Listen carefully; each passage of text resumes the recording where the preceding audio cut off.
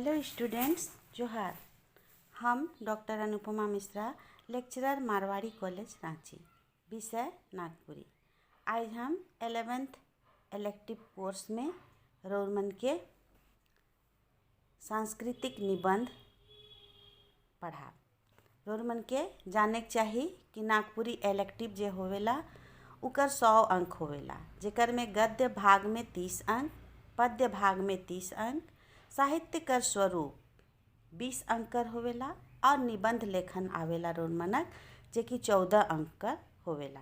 इकर संगे संगे संक्षेपण और अनुवाद भी आवेला जे कि 6 अंक कर होवेला। तो जे रोमन के सामाजिक और सांस्कृतिक निबंध, पर्व त्यौहार संबंधी निबंध आवेला, उकर में कुछ एक दो ठो निबंध हम रोमन के पढ़ा।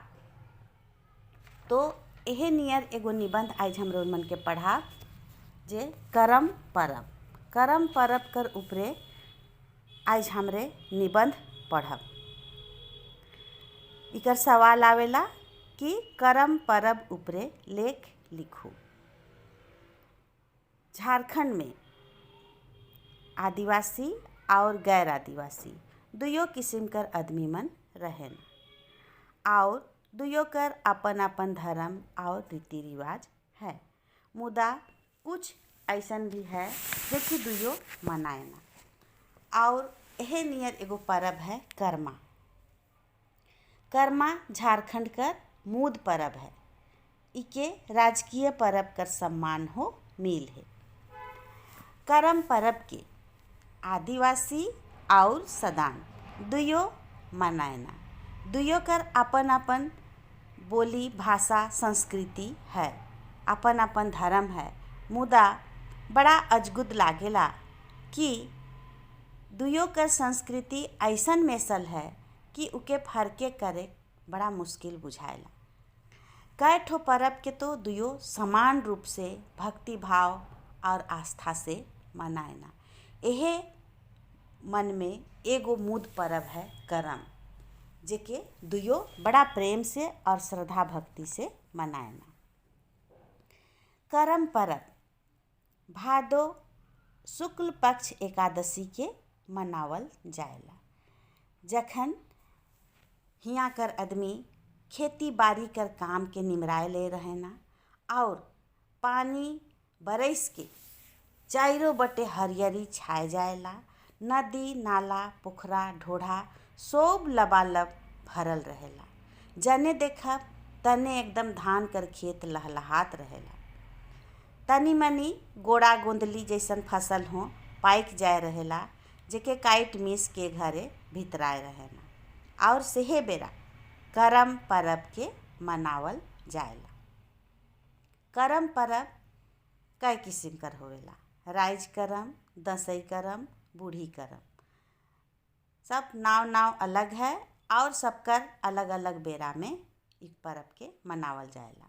मुदा सबसे महत्वपूर्ण करम है राइज करम, जे कि सोब जगन भादो शुक्ल पक्ष एकादशी के मनावल जाएला।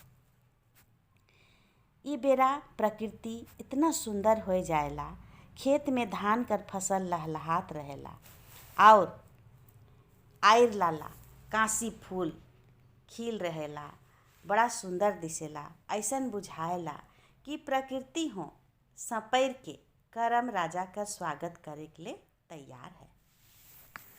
करम कर पूजा करे के 9 दिन पहले से ही जे उपास करे ना व्रती, उनके व्रती चाहे परबैतिन कहल जाएला, उमन करम पूजा कर 9 दिन पहले नदी चाहे पोखरा में नहाए के धोआए के बाँस कर टोकरी चाहे पतई कर खाला में बाला भैर के लाने ना, जहाँ जावा उठाल जाएला। जावा में कई बरन कर अनाज रहेला, जैसे कि गेहूँ, मकई, जौ, बूट, अटरी वटरी, मूंग, ई जैसन अनाज के बाला में दे देवेना और उके उठाएना, उके जावा फूल कहेना। रोज नाचेना, गाएना और जावा के जगाएना। बहुत पवित्रता से हरदी पानी उकर में डालल जाएला और उकर सेवा करल जाएला। जब जावा बाढ़ेला तो करम दिन उकर से पूजा करल जाएला। करम परब दिन भाई बहिन मने और भाई मने नाचते गाते वन में चाहे करम गछ ठीन जाए ना और उकर 3 गो डायर के लाने ना। ढोल मांदर करताल में सोब नाचे ना गाए ना तले डायर के लाइन के अखरा चाहे घर कर अंगना में उके बड़ा भक्ति से गाड़े ना और पूरा सम्मान उनके देवल जाएला। तले उनकर पूजा करल जाएला। भक्ति से उकर पूजा करे ना। करम परब में अखरा में जब पूजा होवेला तो पहान पूजा के करवाएला और पूजा करवाएला कहे के मतलब है कि कर्मा और धर्मा कर कहनी सुनाएला और फल फूल जावा दे के करम देवता के अर्पित करल जाएला और प्रसाद जितना देखैया सुनैया मन रहे ना उमन के बाँटल जाएला। जावा फूल करम देवता के अर्पित करे ना तले सब देखैया सुनैया मन के भी जावा फूल बाँटल जाएला और छोड़ी मन आपन खोपा में जावा फूल बड़ा प्रेम से बड़ा भक्ति से लगाए ना। पूजा कर निमरल बाद शुरू होवेला नाच और गान। रात भर मांदर का थाप में नाच होवेला और गीत से गोटा गांव दलैक उठेला। दूसर दिन बिहाने करम कर डायर के बड़ा भक्ति से नदी चाहे पोखरा में विसर्जित कर देवल जाएला। ई तैर करम पूजा पूरा होवेला। करम पूजा में बहिन अपन भाई ले उकर ले आशीष मांगेला। से ले ई परब के भाई बहिन कर प्रेम कर प्रतीक कर रूप में हो मनावल जाएला। इकर पता इकर एगो लोकगीत से हो मिलेला। गीत ऐसन है, देव देव करम गोसाई देव आशीष, देव देव करम गोसाई देव आशीष, मोर दादा जिए लाख बरिस। अपन भाई ले बहिन करम देवता से आशीष मांगेला कि उकर भाई कर उम्र लाख बरिस हो जाओ। करम परब एक बटे भाई बहिन कर प्रेम कर प्रतीक है तो दूसर बटे सखी सहेली मन हो करम डायर चाहे जावा फूल जोराए के जिंदगी भर ले सहिया बन जाएना। और ई जे रिश्ता होवेला इके आपन जियत भर तो निभावे करे ना, संगे संगे दुयो परिवार पीढ़ी दर पीढ़ी ई रिश्ता के निभाएला। करम परब बड़ा रीझ रंग से मनावल जाएला और ई परब ई संदेश देवेला कि जिंदगी में करम और धर्म दुयो कर होवे बहुत जरूरी है और दुयो कर सहयोग से ही जिंदगी कर विकास होवेला। करम परब के कृषि उत्सव कर रूप में हो मनावल जाएला। जोन बेरा ई परब के मनाए ना ऊ बेरा गरीब किसान कर घर में अनाज कर कमी होए रहेला, मुदा ओहे बेरा गोड़ा गोंदली मड़ुआ मन घरे आए जाएला जेके काइट मीस के करम बासी दिन नवा खानी मनावल जाएला।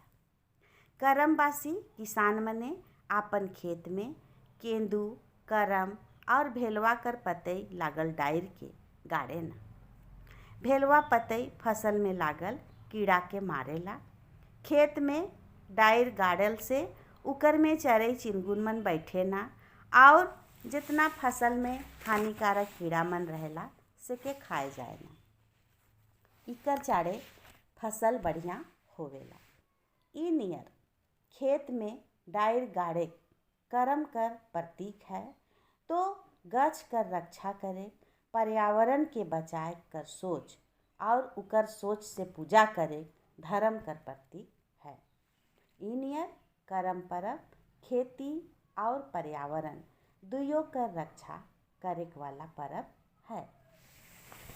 करम परब भाई बहन का प्रेम, दू गो सखी के जोड़े वाला परब, पर्यावरण के बचाए वाला परब, खेती कर रक्षा करे वाला परब और गोड़ा धान घर में आवे कर खुशी कर परब है।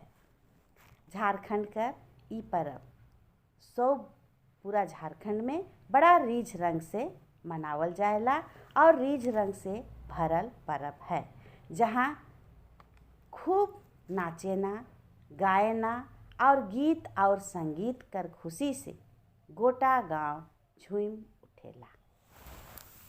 तो ई होला निबंध करम परब उपरे। हमके आशा है रउर मन के ई निबंध समझ में आ जाए रही।